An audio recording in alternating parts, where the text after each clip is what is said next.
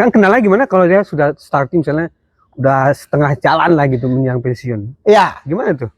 Misalnya, wah saya baru sadar ternyata harus mulai juga nih ya. Misalnya di usia 45 misalnya kan, baru mulai nih, nggak apa-apa mulai aja. Baru ngeh itu. Baru nggak salah, pokoknya mulai saja. Mau berapapun hasilnya nanti, maka udah mulailah kita sisihkan. Kapanpun, kalau ketika mendengarkan podcast ini baru sadar ya pada saat itulah mulai gitu kan. Nah, dengar podcast ini, oh iya ternyata butuh banget, udah baru sadar usia udah 45 atau usia udah 50, mulai aja. Mulai menyisihkan.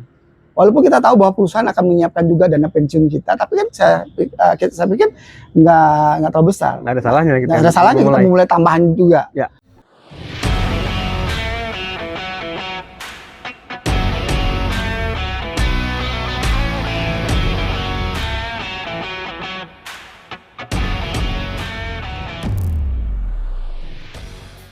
Assalamualaikum warahmatullahi wabarakatuh, Sobat Riomek.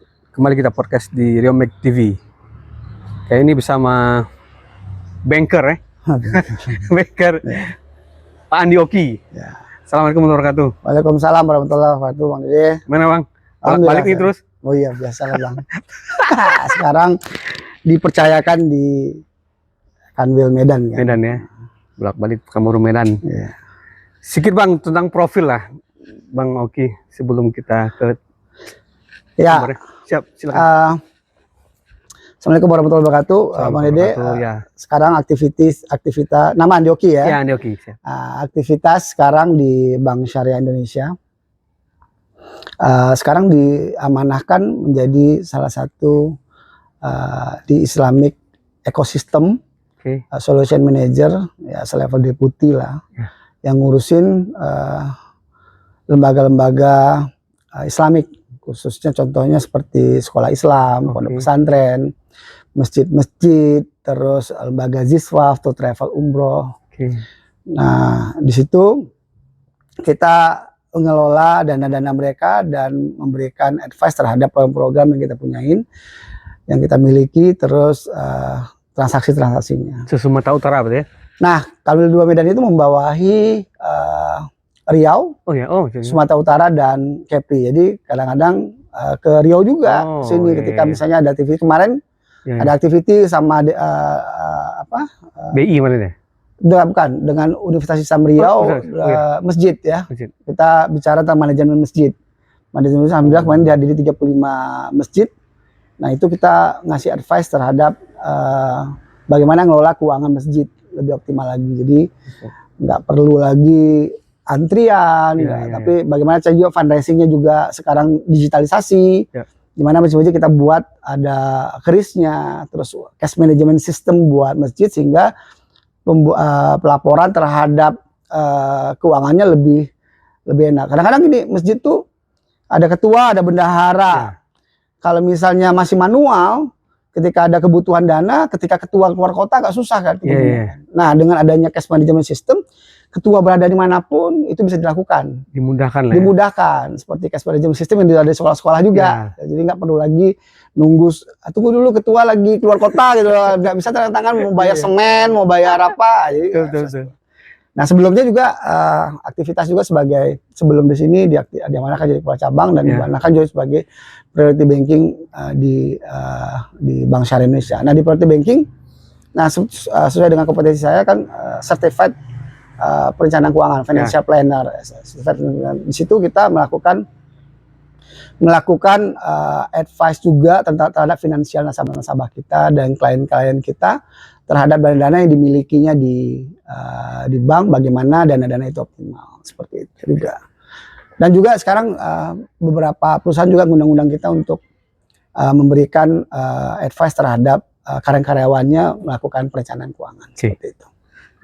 Baik, tadi perencanaan keuangan, mungkin bisa fokus ke sana atau gimana tuh Bang? Soal buat karyawan berarti kan? Ya, buat karyawan benar. Baik, nah ini yang menarik ya. Menariknya saya melihat selama ini berapa klien, berapa perusahaan yang kita undang, yang kita diundang untuk mengisi materinya kebanyakan adalah MPP, masa persiapan pensiun. Masa persiapan pensiun itu dimulai sebelum 2 tahun atau bahkan ada 1 tahun sebelum pensiun baru dilakukan pelatihan, melakukan perencanaan keuangan, terus dikasih pelatihan untuk jadi entrepreneur, nah entrepreneur terus kasih pelatihan misalnya ternak bebek, ternak lele segala macam. Yang ada kebanyakan itu mereka udah mau pensiun, udah tua, terus kasih pelatihan untuk ternak bebek yang nggak ada waktu. Yang ada uang pensiun tersebut diinvestasikan ke usaha tersebut, nggak ada, usaha nggak jalan. Artinya dana pensiun itu bisa hilang lah, seperti itu, rugi. Malah gitu. MPP mati pelan-pelan. Jadi mati pelan-pelan, benar. Nah itu banyak kejadian mati pelan-pelan itu ya. Kejadiannya adalah awalnya ketika dia terima uang pensiun, terus jadi nasabah prioritas di kita lah kan. Karena banyak. Karena uangnya banyak, kan uang terima pensiun, tapi karena nggak bisa ngelola keuangannya. Dan dapat uang banyak, ketika itu banyak penawaran-penawaran bisnis-bisnis. Yang ada pertama ketipu. Ketipu. Kedua, bisnisnya nggak jalan. Sehingga ketika dia ketipu, bisnisnya nggak jalan, ketemu setahun 2 tahun lagi udah gak jadi nasabah prioritas kita lagi. Kenapa? Kayak tadi mati pelan-pelan, habis itu udah. Bahkan ada yang kita lihat awalnya naik mobil mewah, tiba-tiba udah datang ke bank untuk transaksi naik motor gitu. Karena memang dananya habis, ketipu, nggak bisa ngelola keuangannya lah, intinya seperti itu. Jadi harusnya mulai kapan tuh harusnya? Nah ini menarik, studi saya buat dan beberapa perusahaan saya advice bahwa bilang, kapan sih waktu yang tepat untuk melakukan perencanaan keuangan bagi karyawan-karyawan kita? Nah waktu yang tepat adalah pada saat dia kontrak kerja.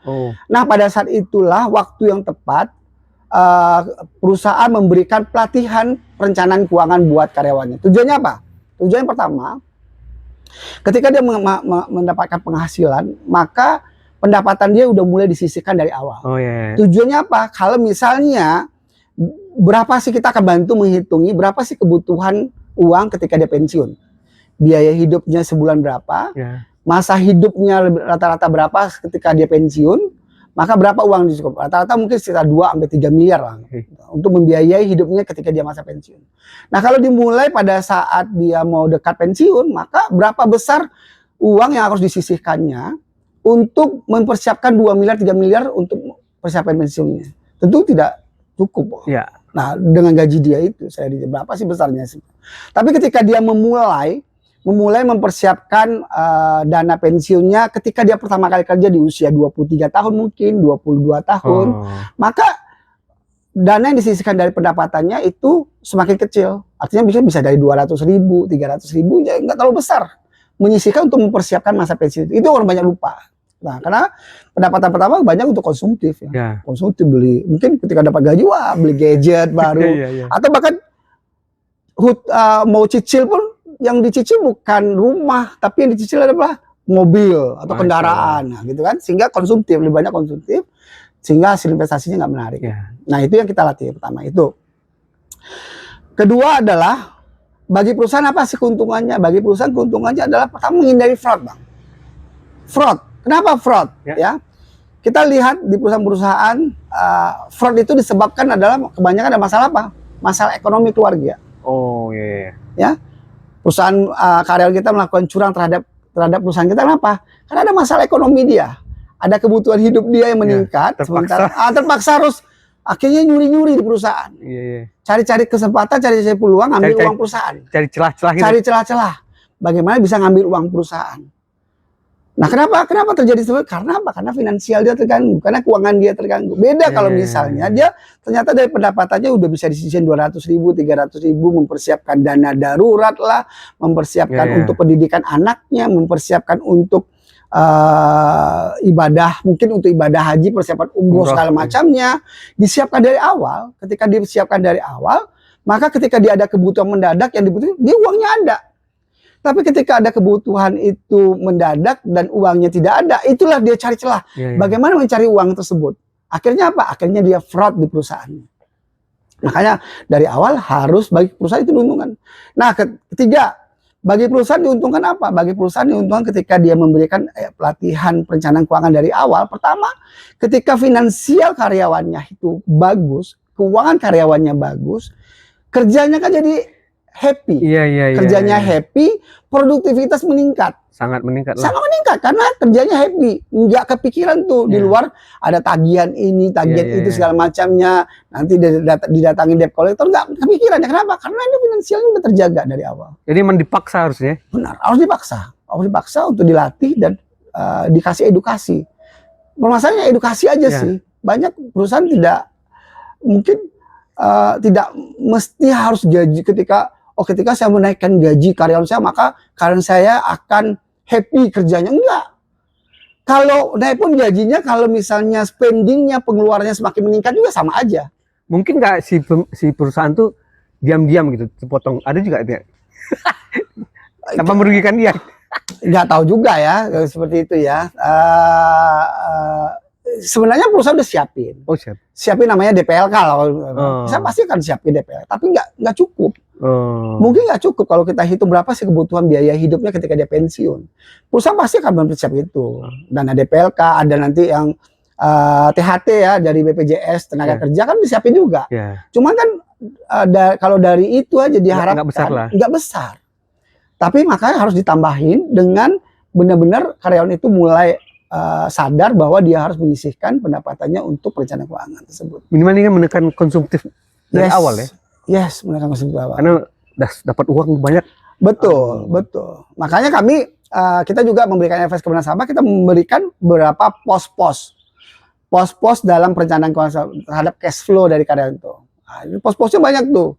Ada mungkin kami bagi di 5 pos ya. Mungkin kalau kita di syariah maka kita siapin tuh namanya pos ziswaf, zakat, infak, sedekah. Nah, ada tuh pos sosialnya. Itu berapa? Bisa 2,5 sampai 10%. 2,5 sampai 10% minimal dari pendapatannya udah disisihkan. Nah, ini menarik lagi nih. Menarik lagi kalau dia yakin bahwa Allah menjanjikan bahwa satu kebaikan dibalas 10 kebaikan, bahkan sampai 700 kebaikan, maka dia bilang bahwa ini bukan uang keluar bagi dia 2,5% sampai 10% untuk zakat, infak, sedekah segala macamnya. Itu benar-benar uang apa? Uang tabungan dia. Bakal balik lagi banyak. Bakal balik lagi. Tapi baliknya kan dia nggak tahu. Kesehatan. Ya. Orang tuanya sehat, anaknya sehat, pendidikan anaknya lancar, jadi tahfiz Quran, sekolah anaknya lancar. Itu lebih daripada sedekah mungkin yang diberikan dia. Berkah. Iya.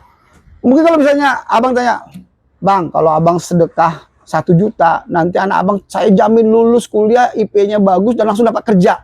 Pasti abang akan sedekah waktu itu. Pasti kita sedekah waktu itu. Tapi kan nama sedekah kita nggak tahu Allah balasnya dalam bentuk apa. Ya udah yakin aja sedekah. Itu 2,5 sampai 10%. Itu pos pertama. Pos kedua biasanya kita sebut namanya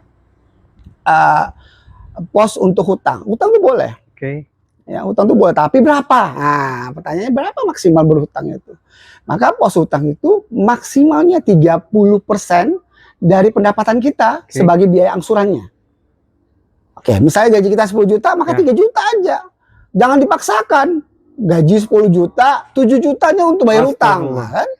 Kebanyakan gitu kan. Ada berapa institusi perbankan juga, walaupun institusi perbankan itu memperbolehkan misalnya 90% dari gajinya untuk jadi angsuran, boleh aja. Tapi kan kita aja yang sadar bahwa nggak kebayang. Iya, akhirnya kan berhutang-hutang terus. Ya, kita tahu banyak mungkin teman-teman kita yang PNS, ASN itu kan kayak gitu hidupnya. Nah, itu berapa? Maksimal 30%. Kalau lebih dari itu berarti kan nggak sakit, nggak bagus finansialnya. Nah itu. Nah, pos ketiga adalah pos investasi tadi. Nah, investasi berapa? Itu minimal dari pendapatan kita bisa menyisihkan minimal itu 10% dari pendapatan kita. Minimal 10% dari pendapatan kita bisa kita sisihkan untuk investasi.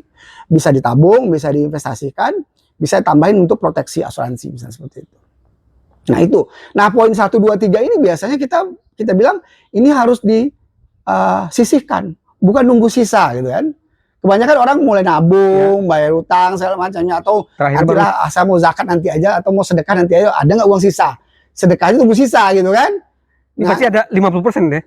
Itu kalau rata-rata hampir 50% lah. Nah tadi saya bilang yang tadi poin itu minimal 10% itu minimal. Maksimal nggak ada batas, semuanya banyaknya. Misalnya, saya mau nabung, mau berinvestasi misalnya 50% dari pendapatan itu makin bagus. Nah, gitu kan. Mempercepat dia untuk menyiapkan dana pensiunnya seperti itu. Nah, itu benar-benar disisihkan, jangan nunggu sisa. Ya. Nah, ada poin 4.5, baru poin 4.5 itu biaya hidup.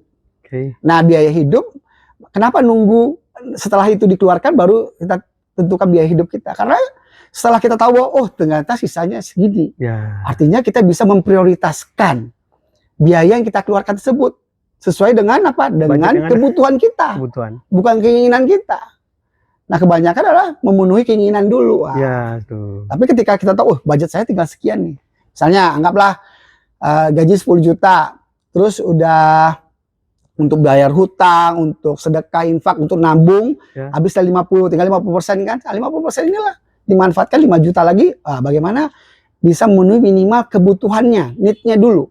Nah, kalau ada sisa baru ada pos terakhir, namanya pos lifestyle, gaya hidup. Nah, pos lifestyle inilah bebas, ini maksimal 20%. Setelah semua selesai, ada sisa baru nanti sisa tinggal dikit udah biaya hidup terpenuhi segala macamnya, baru itu dibuat lagi post lifestyle namanya, mau untuk healing gitu kan, mau ganti gadget, mau apa itu boleh aja. Dari 10% tadi. Tapi tadi udah selesai semuanya.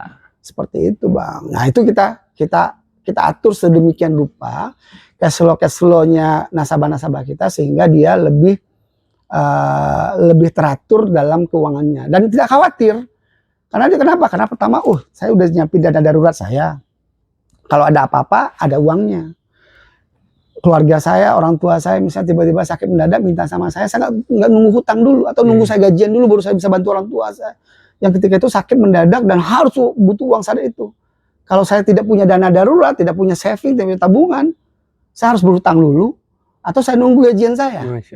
Nah, tapi ketika saya udah menyiapkan itu, kita bisa bantu orang tua kita loh, bantu mertua kita segala macam dari dana seperti itu. Sekarang kendalanya gimana kalau dia sudah starting misalnya udah setengah jalan lah gitu menjelang pensiun? Iya. Gimana tuh?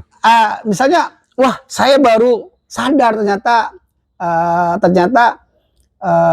harus mulai juga nih ya. Misalnya di usia 45 misalnya kan, baru mulai nih. Nggak apa-apa, mulai aja. Baru nggak salah. Pokoknya mulai saja. Mau berapapun hasilnya nanti, maka udah mulailah kita sisihkan. Kapanpun kalau ketika mendengarkan podcast ini baru sadar ya pada saat itu lah mulai gitu kan. Nah, dengar podcast ini, oh iya ternyata butuh banget, udah baru sadar usia udah 45 atau usia udah 50 mulai aja. Mulai menyisihkan. Walaupun kita tahu bahwa perusahaan akan menyiapkan juga dana pensiun kita, tapi kan saya pikir nggak terlalu besar. Nggak ada salahnya kita mulai tambahan juga. Walaupun nanti dan juga nanti ya tadi ketika dapat uang pensiun tersebut, aturlah bagaimana dana pensiun tersebut bisa maksimal. Nah intinya gini Bang, ketika kita mengumpulkan dari muda 200.000 tiap bulan, tentu kan tiap tahun naik ya, karena finansial kita, gaji kita naik terus ya, gaji naik, pendapatan kita naik, tentu nggak mungkin tiap tahun itu tiap bulannya jadi 200. Mungkin tahun depan ketika gaji kita naik jadi 300, tahun depan kita jadi 500, mungkin ketika usia kita 45, penghasilan kita makin tinggi, mungkin kita bisa nyisihkan untuk nabung kita 2 juta sehingga hasilnya maksimal. Tujuannya apa? Tujuannya ketika terkumpul dana 2 miliar 3 miliar tadi ya, tergantung dari biaya hidup mereka ya, berapa kebutuhannya itu beda lagi cara ngitungnya. Nah, ketika terkumpul tadi, bagaimana cara membiayai masa pensiunnya? Ingat, ketika masa pensiun, dia kan tinggal hidup berdua, suami sama istri. Kalau umurnya panjang suami istri, berarti kan anak-anak harapannya apa? Anak-anak udah bekerja, berarti kan membiayai hidup dia sendiri. Artinya 2 miliar 3 miliar tersebut udah diinvestasikan ke instrumen investasi yang di atas inflasi. Contoh, ada mungkin kalau di syariah sukuk namanya, kalau di konvensional ada obligasi ORI, obligasi Republik Indonesia. Ini resiko yang kecil berarti ya? Ini resiko kecil karena dijamin oleh pemerintah. Dan imbasnya lumayan di atas 6%. Nah, di atas 6% kan? Aman, inflasi kita 4% aman. Artinya dia bisa hidup 2 miliar 3 miliar itu disimpan di sana, dia bisa hidup dari biaya bulanan itu. Mungkin dapat kalau 6%, kalau 1 miliar kan ya bisa dapat sekitar 5 jutaan. Saya pikir hidup berdua cukup lah. Kalau punya 2 miliar 3 miliar kan bisa di atas 10 juta dia dapat. Kalau misalnya swasta kayak kita ini kan nggak ada uang pensiun. Ketika pensiun ya habislah pendapatan kita income. Beda sama PNS. Mungkin PNS dapat tapi mungkin kurang. Apakah ketika dia pensiun dia harus mengurangi gaya hidupnya? Apalagi dia pengen, saya pengennya pensiun, tapi saya nggak mengurangi gaya hidup saya gitu. Ya berarti dia harus menyiapkan dana itu lebih bagus lagi gitu. Lebih bagus lagi. Tapi emang berat juga ya. Yang mungkin dia sudah terbiasa dengan konsumtif itu gimana cara ngerem itu? Nah itu dia harus bisa mengetahui need dia. Nah membedakan antara kebutuhan dan keinginan dia. Oke, kebutuhan dan keinginan dia. Jadi kadang-kadang udah kebiasaan segala macamnya, ya mau nggak mau harus belajar bagaimana mengerem itu. Seperti itu. Kira-kira misalnya nih baru daftar ya, udah itu terus dialokasikan lah atau sama manajemennya. Itu emang pertama kan ya, kenapa Pak harus seperti ini gitu ya kan? Apa nggak merasa terbebani sama karyawan itu gimana? Nggak bisa nih ya. Ya. Banyak ketika saya ngomong gini, gimana mau nyisihkan gitu Bang, gitu kan?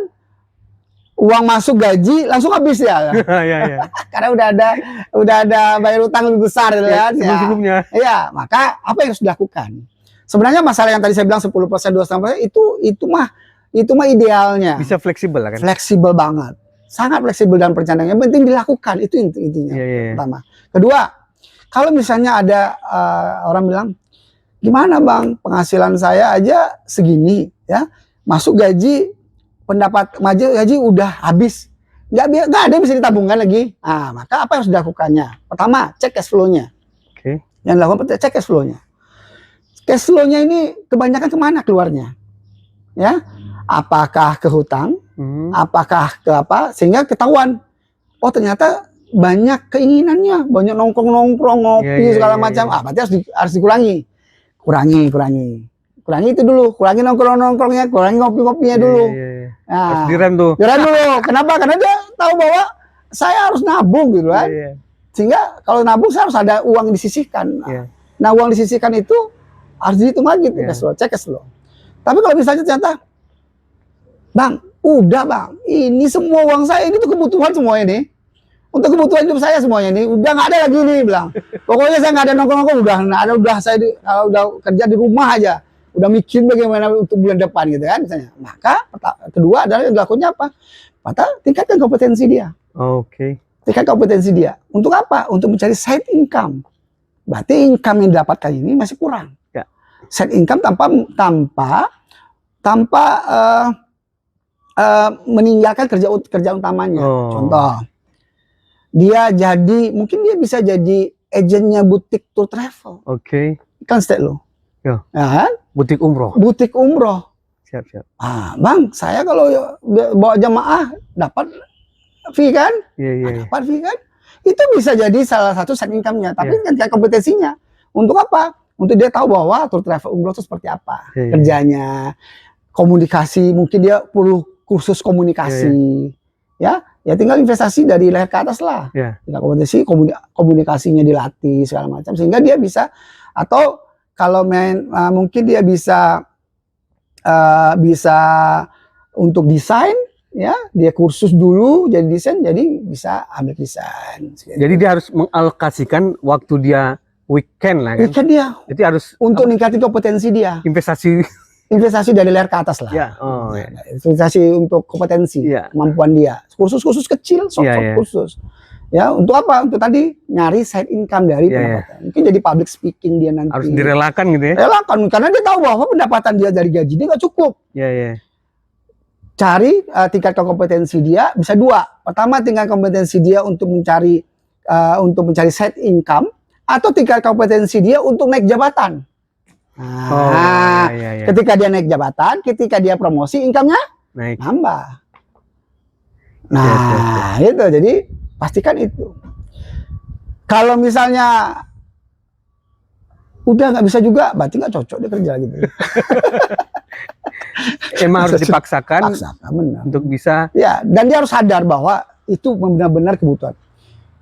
Dia harus, ini yang paling penting dalam hal perencanaan keuangan segala macamnya itu, yang paling penting adalah tujuan dari finansial dia. Nah, dia pasti menentukan tujuan dari keuangan dia. Itu yang utama harus.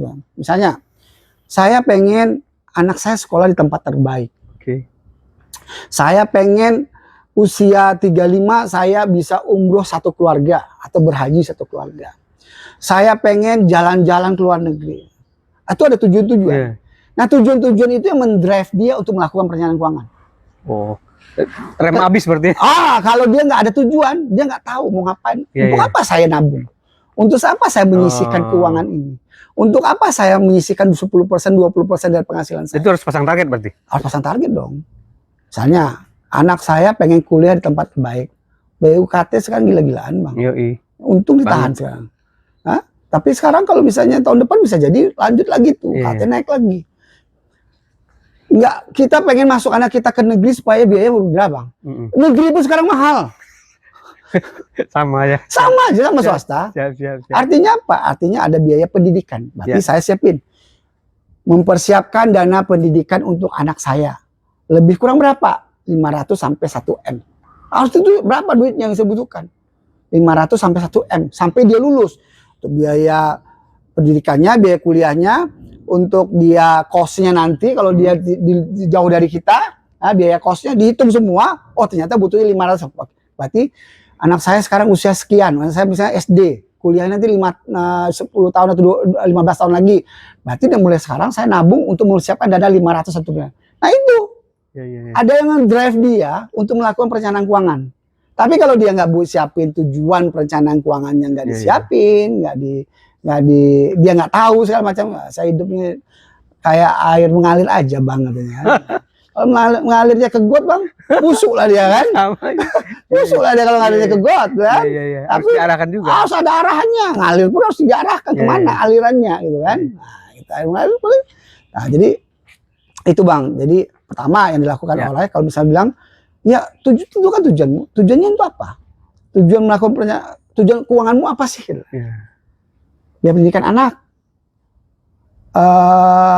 umroh, mau beli rumah, ya kan? Mau beli rumah atau mau renovasi rumah atau mau mempersiapkan dana pensiun, banyak tujuannya. Tapi harus disebutkan, jangan sampai nggak tahu kita. Saya nih mau nabung tuh apa sebenarnya nggak tahu dia kan? Sehingga akhirnya berapa saya harus nabung nggak tahu juga dia. Berapa yang harus saya siapkan ini nggak tahu juga. Makanya kayak ini kita hitungin. Oh saya mau nyiapkan tuh dana pensiun saya butuhnya berapa? Akhirnya kita hitungin. Butuhnya berapa? Butuhnya misalnya berapa biaya hidup rata-rata? Oh saya biaya hidup misalnya 5 juta cukup kok. Oke 5 juta kan tahun ini. Ya. Kalau berapa tahun lagi di pensiun? 10 tahun lagi misalnya. 10 tahun lagi di pensiun. Maka dihitunglah masa inflasinya.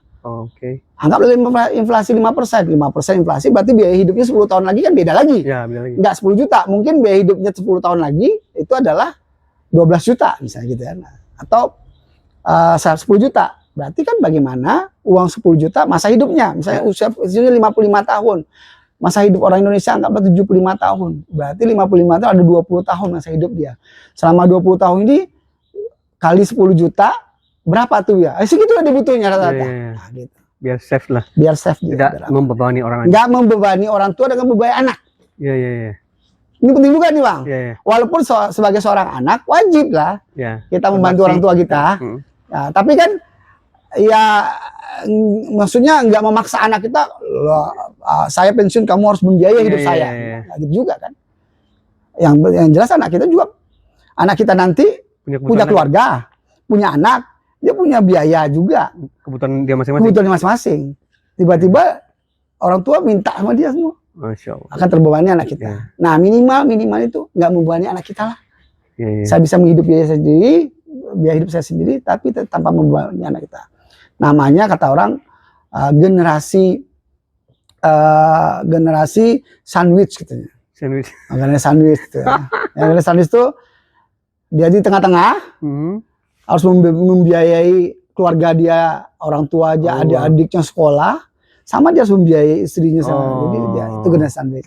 Maka kalau di perencanaan kita bilang bagaimana generasi sandwich ini bisa kita putus. Jadi ya, mau nggak mau ya dari sekarang masing-masing muda ini dia udah mulai ke perencanaan keuangan, menyiapkan dana-dana dia sehingga sehingga nanti dia nggak nyusahin anaknya. Seperti itu. Baik, Bang Andi Oki, mungkin ada closing statement buat pemirsa Riomek TV. Silakan Bang. Baik, kepada teman-teman Riomek TV. mulailah melakukan perencanaan keuangan dari sekarang. Ya, dari sekarang berapapun usia Anda untuk mempersiapkan dana pensiun sehingga nanti tidak menyusahkan orang lain dan kita juga keuangan kita juga stabil.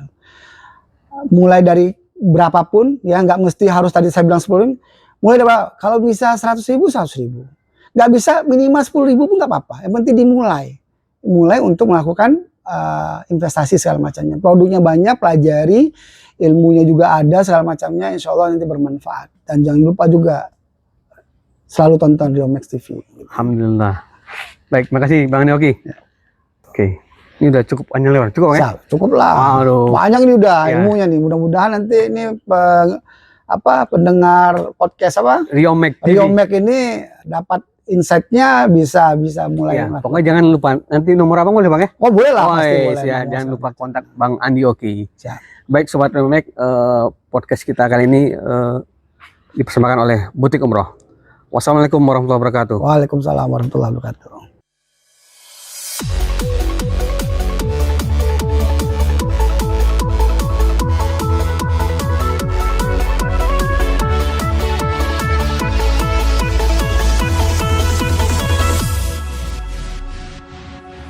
you.